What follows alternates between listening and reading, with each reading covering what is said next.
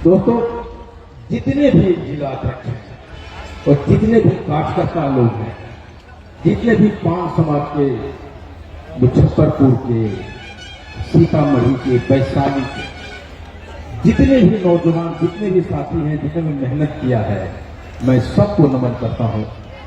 सबके आगे अपना सर झुकाता हूं।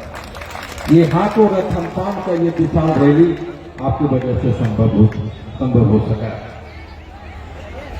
तो 11 बजे तक काम करते रहे, मैं उनको भी धन्यवाद देना चाहता था। आपने बहुत मेहनत की। राष्ट्रीय अध्यक्ष श्रीमती हीराबेन कांति,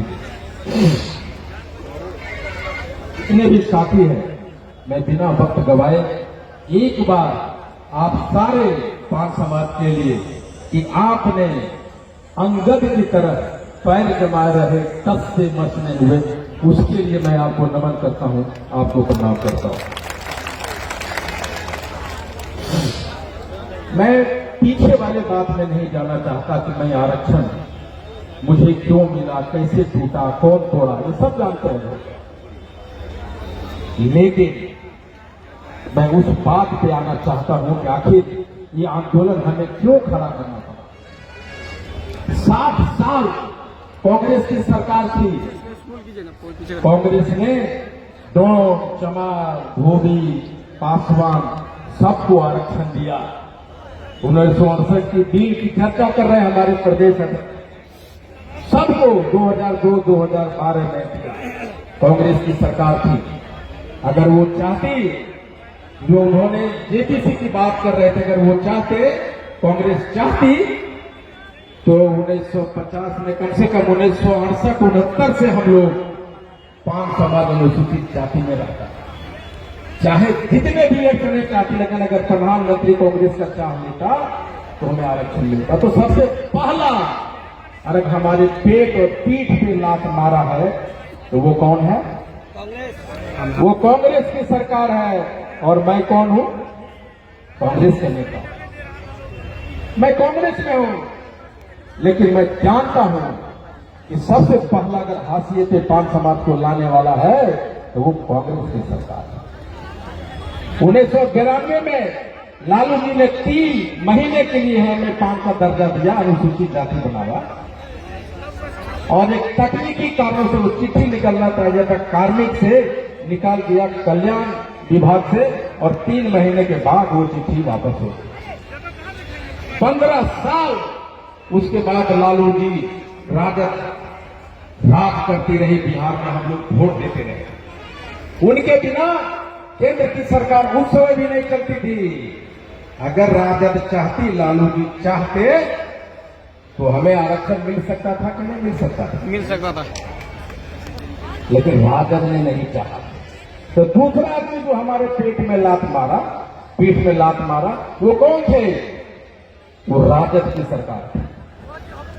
और आपको पता कि 12 अगस्त 2024 को नीतीश जी पान समाज के लिए कलम कसाई बनते हैं और साइन करते हैं कि हे पान अनुसूचित दर्जा का प्राप्त करने वाले तटवा कांपी की लोग, मैं तुम्हारा औकात दिखाता हूं और तुम्हें फिर से कांपी तटवा बनाता। ये कौन थे? ये हमारे माननीय मुख्यमंत्री, जिनको हमने कंधे पे बिठा के 2015 के बाद कुर्सी तक पहुंचाया, सीएम बनाया। 9 साल तक, 9 साल में पान समाज में लाखों बच्चा पैदा हुआ। 2015 में लाखों बच्चे वो क्या बन के पैदा हुए? पान का अनुसूचित जाति बन के पैदा हुआ। और 12 अगस्त 2024 को वो बच्चा जिसका कोई दोष नहीं है, वो क्या बन गया? कांपी तटवा बन गया। वो बच्चे जो हमारी बेटी बेटियां पान बन के पैदा हुई, उसको कांपी तटवा बनाने वाले, उसका क्या नाम है? उसको किसकी सरकार है? वो जदयू की सरकार है। अभी तीसरा जो हमारे पेट पे लात मारा वो जदयू की सरकार। ये 9 साल तक हम अनुसूचित जाति बने रहे और हमने डिलीशन के लिए बिहार सरकार ने एक प्रस्ताव भेजा भाजपा को कि तांती ततवा जो शब्द है भारत सरकार में उसको डिलीट कर दीजिए। 9 साल हम लोग दौड़ते रहे, आते रहे, जाते रहे, भाजपा को पानी पी के वोट देते रहे, लेकिन उन्होंने डिलीशन नहीं किया। अगर वो डिलीशन करते तो सुप्रीम कोर्ट में हम लोग केस जीतते। तो सबसे आखिरी लाख हमारा वोट लेके हमारा ही पेट पे किसने मारा? वो भाजपा की सरकार है। तो हमारे लिए कांग्रेस हो, राजद हो, जदयू हो, भाजपा हो, समय समय पे सबने अपने पैर निकाले और एक एक करके हमारे पेट पे पीठ पे मारते रहे। वक्त था नीतीश जी राजनीति की गोटियां खेलने में भारत में सबसे माहिर है। राजनीति उनसे बढ़िया कोई नहीं करता, कोई नहीं जानता। इसीलिए मुख्यमंत्री बने हुए हैं, 11वीं 12वीं बार मुख्यमंत्री बने हैं। लेकिन माननीय मुख्यमंत्री जी, आपने एक बार और अपने जीवन की आखिरी राजनीतिक गलती कर दी है। आपने तांती ततवा को समझने की भूल, राजनीतिक भूल कर दी है आपने। और उस राजनीतिक भूल को तांती ततवा अब आपको दोबारा सीएम की कुर्सी तक नहीं पहुंचे। आपके पास मौका था, आप चाहते तो हम लोग जो बार बार कह रहे थे कि माननीय मुख्यमंत्री जी, सुप्रीम कोर्ट के आदेश है कि आपका नोटिफिकेशन रद्द हुआ, हमसे मिलिए, हमारे दुख में शामिल होइए। हमारे लोग जाते रहे, हम चिट्ठियां लिखते रहे, हम अपॉइंट के लिए समय मांगते रहे मिलने के लिए, लेकिन उनके पास अन्य लोगों के पास मिलने के लिए समय था, लेकिन वो हमें अपने जूती के नोक पे रखने वाले औकात के बराबर समझते थे, इसलिए उन्होंने मिलने का समय नहीं दिया। एक मौका था, मिल सकते थे, हमारी आंसू पोंछ सकते थे, आपने अपनी पहली मौका गंवाया। आपके पास दूसरा मौका था कि आप एक फोन उठाते और अमित शाह जी को कहते, अमित भाई, हमारे बिना तुम्हारी सरकार नहीं चलेगी, हमने तांती ततवा को पान बनाया है। जिस तरह आप सुप्रीम कोर्ट के डिसीजन को बदल रहे हो, उसी तरह एक अध्यादेश लाओ और हमारे पान समुदाय के भविष्य को रक्षा करो। आप कर सकते थे, आप नहीं किए, आपने दूसरी गलती की, आपने दूसरी मौका गया। आप चाहते तो रिव्यू पिटीशन में जा सकते थे, आप रिव्यू पिटीशन में जाते तो ये जो आपने तांती ततवा हमको दोबारा बनाया है उसको रोका जा सकता था, और आप जाते तो सुप्रीम कोर्ट सुनती उस रिव्यू पिटीशन को, और हमारे बच्चे बच्चियों को जो जिल्लत की जिंदगी गुजारने पे मजबूर हुए हैं, जो जिनकी नौकरियां छीनी गई, जिनके अपॉइंटमेंट रद्द किए गए, मेडिकल कॉलेज से निकाले गए, हमारे बच्चा डिप्रेशन में चले गए, कितने लड़के लड़कियां दिल्ली से वापस आ गए, वो राज मिस्त्री बनने के लिए मजबूर हो रहे हैं। आप चाहते तो हमारे बच्चों की जिंदगी संभाल सकते, लेकिन हम पान और तांती ततवा को आपने कीड़े मकोड़े जैसा समझने के काम किया, और जो बच्चे उस नाले से निकल के सांप की जिंदगी में जाने वाले थे, नौकरी पाने वाले थे, आपने उन्हीं लोगों को दोबारा कहा, तांती ततवा के बच्चों, तुम्हारी कहां औकात कि तुम नाली के कीड़े से निकलकर साफ पानी में रहोगे, लो मैं तुम्हारा रक्षण छीनता हूं और तुमको उसी नाली के कीड़े बनाने के लिए मजबूर करता हूं। तुम जाओ तुम औकात दिखाओ। हमारी औकात क्या? नाले कीड़े का। हमने मिन्नतें घुटना टेका, रोए गिड़गिड़ाए, लेकिन हमारी औकात कहां कि मुख्यमंत्री जी हमारी सुने, भाजपा की सरकार हमारी सुने। वो तो समझता है कि पान कांटी कटवा के वोटर्स हमारे गुलाम है। तुम जाओ या न जाओ, जय श्री राम का नारा हमारे पान के बच्चे लगाएंगे और जाके वोट डाल देंगे। इसकी क्यों सुनते हो? मैं चंपारण में गया, मैं मोतिहारी में गया, गांव में गया।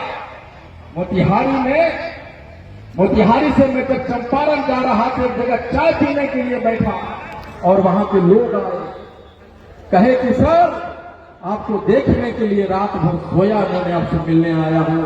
हमारे समाज में बेटी बेटियों की शादी होती है तो ढोल बजाने वाले जो चमार जाति के लोग हैं वो आते हैं, हमारे यहाँ खाना नहीं खाते, हम उनको चावल दे देते हैं, अनाज देते हैं बना के।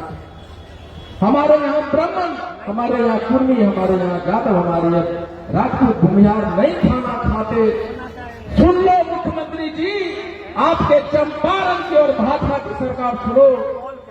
जो चंपारण के पान समाज के लोग की अवस्था आज भी है, उसके घर में छुआछूत है।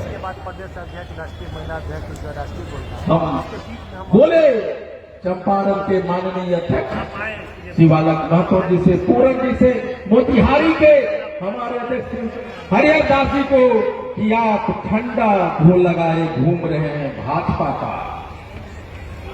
और भाजपा एक तलवार लिए आपके गर्दन को काटने सामने खड़ा है।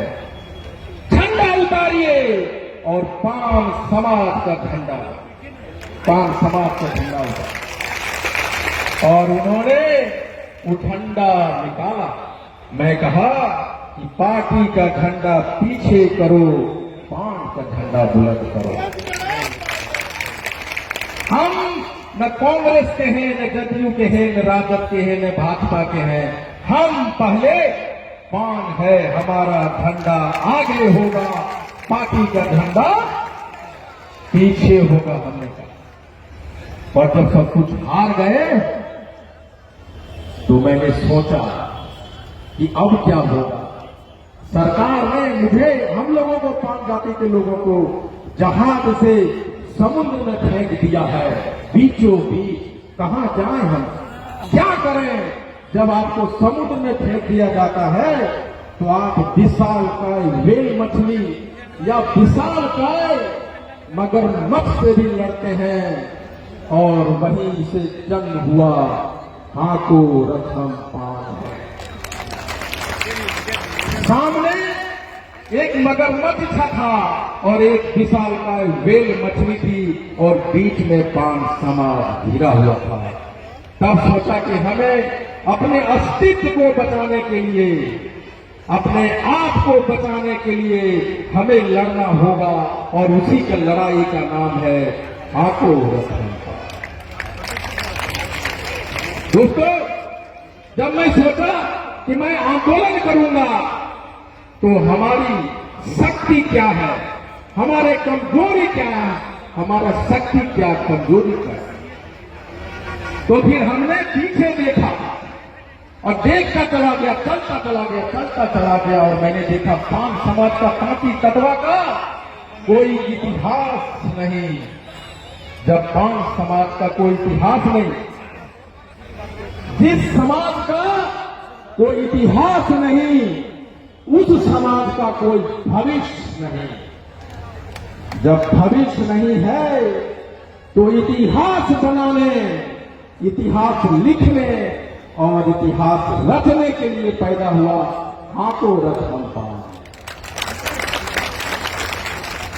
और भविष्य बनाने के लिए जब इतिहास बनेगा तो भविष्य बनेगा, और भविष्य बनाने की प्रक्रिया का नाम है हाको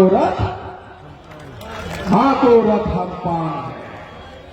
फिर और मैं पीछे गया, और जब मैं पीछे गया तो मैं देखा हमारे पास कोई महाराणा प्रताप नहीं, हमारे पास कोई बाला साहब ठाकरे नहीं, हमारे पास कोई काशी राम नहीं, हमारे पास कोई लालू यादव नहीं, हमारे पास कोई रामविलास पासवान नहीं, हमारे पास नीतीश कुमार नहीं।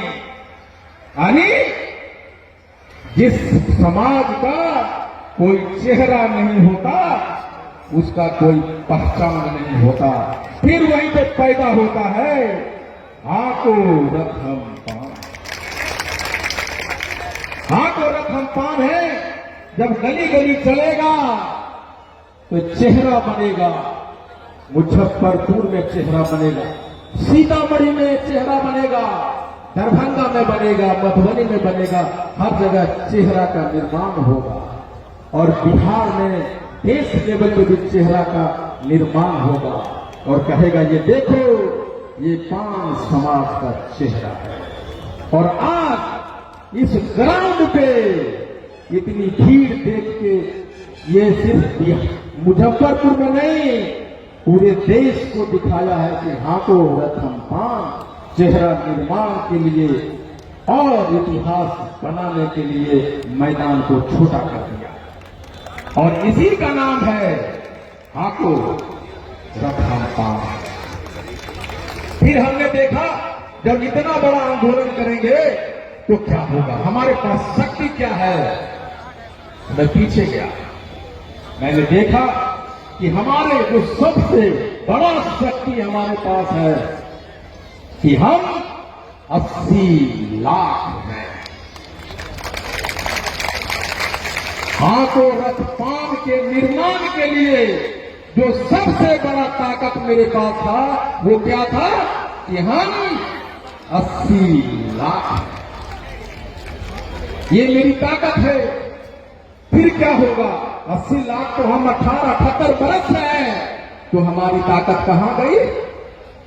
80 लाख आज से नहीं है, बहुत दिनों से भी ताकत कहां गई।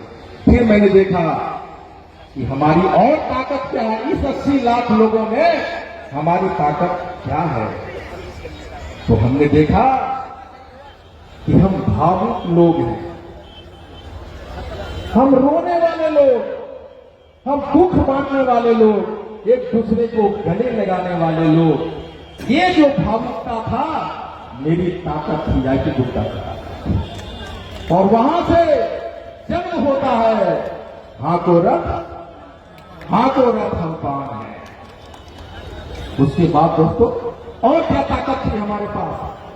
मैंने देखा कि एक मेरी मां, उसके पास कपड़े नहीं थे पहनने के लिए, ब्लाउज नहीं थी, साया पहनती थी, उसे अपने शरीर को ढकती थी और अपनी पूरी जिंदगी गुजारती।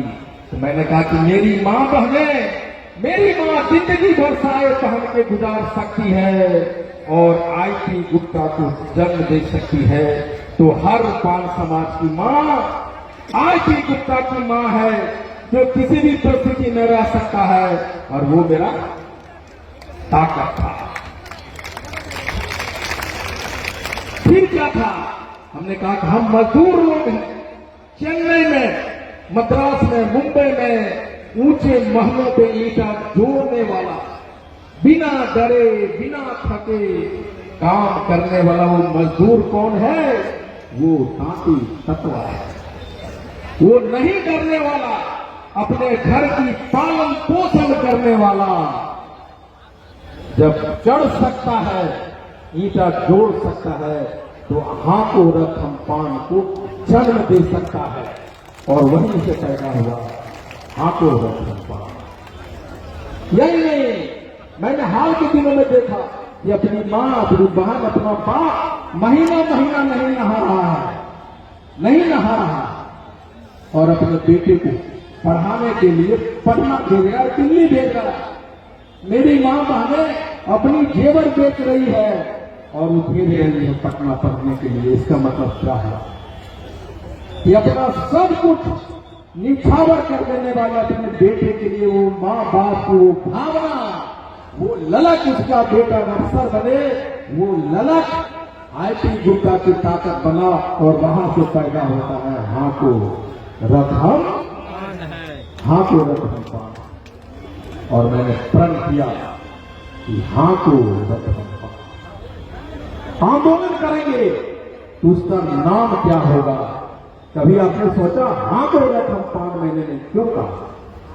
हमने कहा ये रथ पान समाज जब तक हाँकता रहेगा तब तक, जब नरेंद्र मोदी नीतीश कुमार रथ के सामने में रिजर्वेशन का चिट्ठी लेके खड़ा हो और कहे हे पान समाज के लोगों रोको रथ तुम पान हो,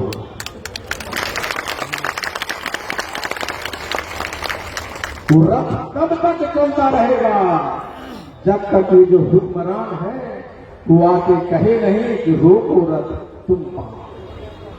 ये तो हमारे ताकत थे। चैलेंजेस क्या था? चैलेंजेस क्या था मेरे सामने? चैलेंज था 80 लाख लोगों को एक सूत्र में बांधना, आंदोलन के लिए सड़क पे लाना, एक एक बच्चे के दिमाग में ये देखना कि लड़ना होगा, लड़ने के लिए सीखना होगा। ये मेरा चैलेंज था और मैंने कहा कि आईपी गुप्ता तुम अपना गर्दन ऊंचा करो, दुश्मन तुम्हारा तलवार लेके सामने खड़ा है।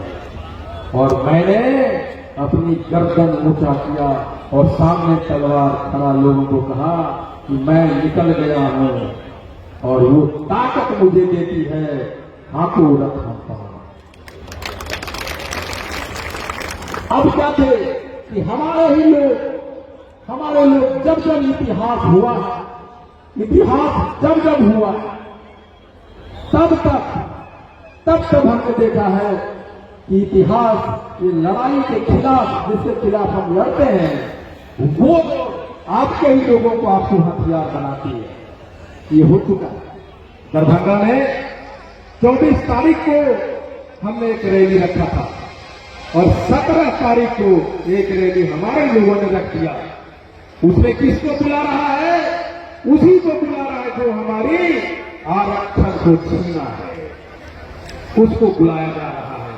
और हमारे लोगों को गाय भैंस की तरह वहां हाँके जा रहे हैं। लेकिन दोस्तों, दरभंगा वालों, ये हाँको रथम पान। हमारी लोग उनकी कुर्सियां उतारने पे लगे हैं। तुम चाहे लाख कोशिश करो, 24 तारीख को हम दिखाएंगे कि हम जिसको तुम बिठाना चाहते हो, ये भीड़ तुम्हारा, भीड़ हमारा, और नेता हम तुमको नहीं बनने देंगे। ये भीड़ भी हमारा होगा और नेता भी हमारा होगा और उसी का नाम है हाँको रथम पान। शायद आपको पता नहीं, हमारे फिर दूसरा चैलेंज था कि सरकार हमें डराने धमकाने की कोशिश करेगी, लोग हमारे डराने धमकाने की कोशिश करेंगे। आज 4 दिन पहले हमारे घर पे सतीश 2 आदमी आता है, कार से आता है, सतीश नवता में आता है, मेरे गेट पे आता है, घूम के फिर चला जाता, फिर आता फिर चला जाता है। और वो पिक्चर हमारे सीसीटीवी में कैद होता है। उसके बाद भी मैं मालूम था ये होने वाला है, लेकिन उनको जो हमारे घर पे आए और जो उनको घर पे भेजे, उनको बता देना चाहता हूं कि हाँ को आंदोलन करने वाले न जेल से डरते, न जांच से डरते, न गोली रफ्तार से डरते। एक बार आईपी गुप्ता के जब मिटा दोगे तो मुझे मालूम है कि हाँ को रथम पान से 1000 आईपी गुप्ता गली गली में पैदा हो जाएगा। क्या करोगे उस समय जब आईपी गुप्ता पैदा होगा? वो हो चुका है। और मैं ये भी बता देता हूं कि आईपी गुप्ता रहे या ना रहे, हाँ को रथम पान चलेगा और चलता रहेगा।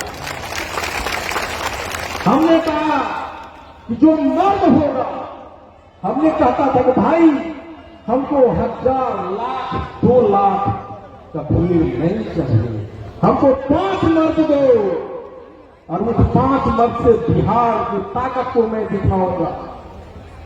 और हर एक जिला में 5-10 मर्द पैदा हो रहा है। उसका जनक कौन है? हाथों रखा। तो हमने कहा कि मेरा पहला लक्ष्य था कि मुझे आरक्षण वापस दो। फिर इस आंदोलन का दूसरा लक्ष्य था कि हमारा भी नेता पैदा। नेता कैसे पैदा होगा? ये लक्ष्य हमारा है कि मुजफ्फरपुर में हमने वोट देते रहे। रामचरित्र बाबू से मैं कहानियां सुनता हूं, वोट देते रहे, नेता बनाते रहे, लेकिन आज के बाद 2025 में 5 समाज का एमएलए होना चाहिए कि नहीं होगा? मुजफ्फरपुर में होना चाहिए कि नहीं होना चाहिए? जो ये भीड़ जुटाया है मुजफ्फरपुर के 5 समाज का लोग, उसमें से एक एमएलए बनेगा, मोतिहारी से बनेगा, सीतामढ़ी से बनेगा और वहां जाएगा विधानसभा में और बोलेगा बहुत हो गया, अब 5 समाज आया है, क्या कानून बनाते हो मुझे दिखाओ। हमारा नेता आईटी गुप्ता सड़क पे खाक खा रहा है और तुम यहां बैठ के कुछ भी करोगे नहीं चलेगा। अनिल हमारा नेता विधानसभा के अंदर आंदोलन करेगा और आईटी गुप्ता सड़क के बाहर आंदोलन करेगा। आईटी गुप्ता जिंदाबाद, आईटी गुप्ता जिंदाबाद, और तब तक करता रहेगा जब तक हमें आरक्षण नहीं मिले। दूसरा कारण था कि नेता पैदा करना, हमारा नेता हो। हमारे पास हमारे घर में थाने में केस नहीं लिए जाते, हॉस्पिटल में इलाज नहीं करता, आईजीएम में पीएमसीएच में कोई जाता है उसका एडमिशन नहीं होता और वो प्राइवेट हॉस्पिटल में जाता है। एक गरीब की जमीन, उसकी बेटी की शादी रखे हुए पैसे सब खर्च हो जाते हैं। लेकिन जब हमारा नेता होगा, मुजफ्फरपुर का एमएलए होगा, तो मुजफ्फरपुर लोग जाएगा, बोलेगा कि भैया हमारा एडमिशन नहीं हो रहा है पीएमसीएच में, हमारा थाना में एफआईआर नहीं ले रहा है, तो हमारा अपना एमएलए होगा मुजफ्फरपुर का, तब तो दरोगा को फोन करेगा, क्या बात है बड़ा बाबू, ये 5 का बच्चा है, एफआईआर लीजिए, वरना 5,000 आदमी के साथ में आपके थाना पर आते हैं, घेर के बैठ जाते हैं, आपको लेगा कि नहीं लेगा? एफआईआर लेगा ना। इसलिए दूसरा है कि हमारा नेता पैदा हो। तीसरा सम्मान है, सम्मान है।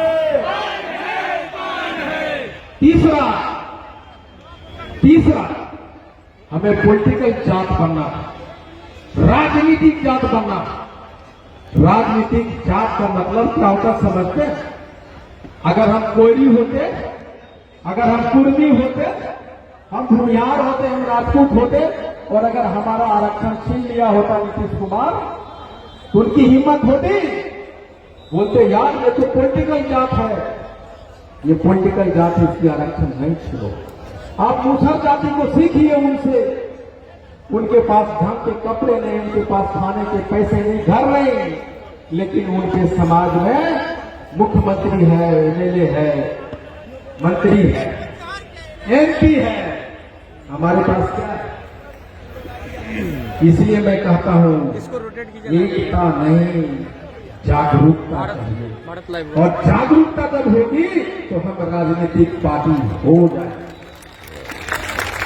हमने जब चुनाव लड़ा विधानसभा में सिकंदरा में, सारे मुसहर समाज हमारे साथ थे, लेकिन एक माझी को टिकट मिलता है और 5 जो उसका नेता आता है मुसहर समाज, और हाथ जोड़ के खड़ा हो जाता है, कहता है गुप्ता सर हमारा जात का नेता खड़ा हो गया है, हमको माफ कीजिएगा, हम आपको वोट नहीं देगा। और इसीलिए वो ऐसा क्यों कहा? क्योंकि वो पॉलिटिकल जात है। पॉलिटिकल जात अपने अधिकार के लिए लड़ता है, अपना नेता पैदा करता है। हमने कहा जेपी आंदोलन को देखिए। जेपी आंदोलन जब हुआ तो देश में 100 नेता पैदा हुआ। अन्ना का आंदोलन हुआ तो केजरीवाल का टीम पैदा हुआ। पान आंदोलन हो रहा है और पान आंदोलन से पूरे बिहार में 100 शेर नेता पैदा होगा। पान स्वराज जिंदाबाद, जिंदाबाद जिंदाबाद पान स्वराज जिंदाबाद, जिंदाबाद जिंदाबाद। और वो जो शेर नेता पैदा होगा उसमें कोई लालू बनेंगे, कोई नीतीश बनेंगे, कोई मुलायम बनेंगे, कोई अरविंद केजरीवाल बनेगा। और 5 करोड़, यहां हम लोग 80 लाख हैं, पूरे भारत में 5 करोड़ पार्टी तत्वा पान है। हमें आरक्षण दो, हम डीएम एसपी बनेंगे और इस 5 करोड़ वोट से हम पीएम और सीएम भी बनेंगे। आईपी गुप्ता जिंदाबाद, जिंदाबाद जिंदाबाद आईपी गुप्ता जिंदाबाद, जिंदाबाद जिंदाबाद। और इसीलिए मैंने कहा कि आओ, अगर तुमको देश का पीएम बनना है, तुमको बिहार का सीएम बनना है, आओ बैठो मेरे रथ पे और कहो हाथों रथ हम पान, हाथों रथ हम पान है, हाथों रथ हम पान है। तब हमने कहा कि रथ चलाएंगे, हमारा रथ चलेगा। और मैंने ये भी कहा हम यहीं नहीं रुकने वाले, हम जमीन पे रथ चलाएंगे और ये आंदोलन जमीन से आसमान पे ले जाएंगे, हेलीकॉप्टर उड़ाएंगे। ये पान का झंडा हमारे रथ पे है और हमारा हेलीकॉप्टर पे भी होगा। हम आसमान में भी कहेंगे हाथों रथ हम पान है, हाथों रथ हम पान है। कैसे संभव है? आखिर कैसे मिलेगा हम आरक्षण? आखिर इसका मतलब क्या होता है? 2 दिन, महज 2 दिन में हमारा आरक्षण वापस आएगा। एक दिन तो वो कि आप यहां 25-30 हजार लोग जमा हो गए, एक दिन ये है। आपको नहीं पता, इसमें बिहार सरकार के ढेर सारे सीआईडी घूम रहे होंगे, भारत सरकार का आईबी वाला घूम रहा होगा और रात में एक अर्जेंट कॉल भेजेगा माननीय मुख्यमंत्री जी को और प्रधानमंत्री जी को कि सर ये पान समाज तो पगला गया है, कुछ न सुनता है। इस पागल को ठीक करने का एक ही इंजेक्शन है, आरक्षण वापस करो। मोदी नीतीश होश में आओ,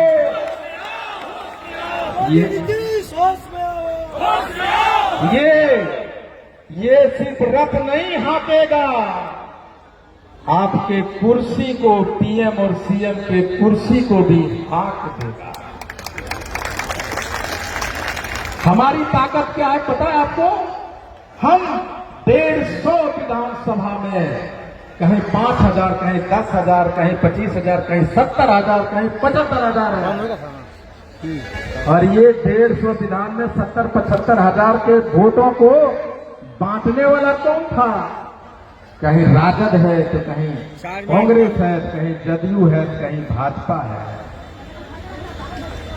और मैं जानता हूं बिहार सरकार के ढेर सारे मंत्री, विपक्ष में बैठे एमएलए, सबको मैं जानता हूं। कोई 5,000 से जीता है, कोई 200 से जीता है, कोई 800 से जीता है, कहीं 3,000 से जीता है, कोई 15,000 से 1500 से जीता है। और जहां जहां ये लोग इतने वोट से जीते हैं, वहां पान समाज 15 से 45,000 है। भैया 150 तो छोड़ो, ये हाथों रथम पान अगर 150 सीट पे भी खेला कर देगा तो तुम मुख्यमंत्री नहीं बन पाओगे। अगर मुख्यमंत्री बनना है, अगर केंद्र में सत्ता संभालनी है, तो आओ बैठो हमारे रथ पे और कहो कि चलो ले चलता हूं विधानसभा, चलो ले चलता हूं लोकसभा और कौन सा बिल लाना है बोलो, रोको रथ तुम पान। मोदी नीतीश होश में आओ, होश में आओ, मोदी नीतीश होश में आओ। होश में आओ। ये जब तक पान समाज नहीं चाहेगा, आज के डेट में अब ये रथ रुकने वाला नहीं है। तो हमारी ताकत क्या थी? 40-50 लाख वोट थे और ये सब बिखरे हुए थे, और इस सभी को जब सांप जमीन पे चलता है तो ऐसे ऐसे चलता है, लेकिन जब बिल में जाता है तो सीधा हो जाता है। और अब इसी तरह पान समाज का जो वोट है अब इधर उधर नहीं जाएगा, अब सीधा सांप की तरह बिल में जाएगा सीधा, और कहेगा हाँ को रथ हम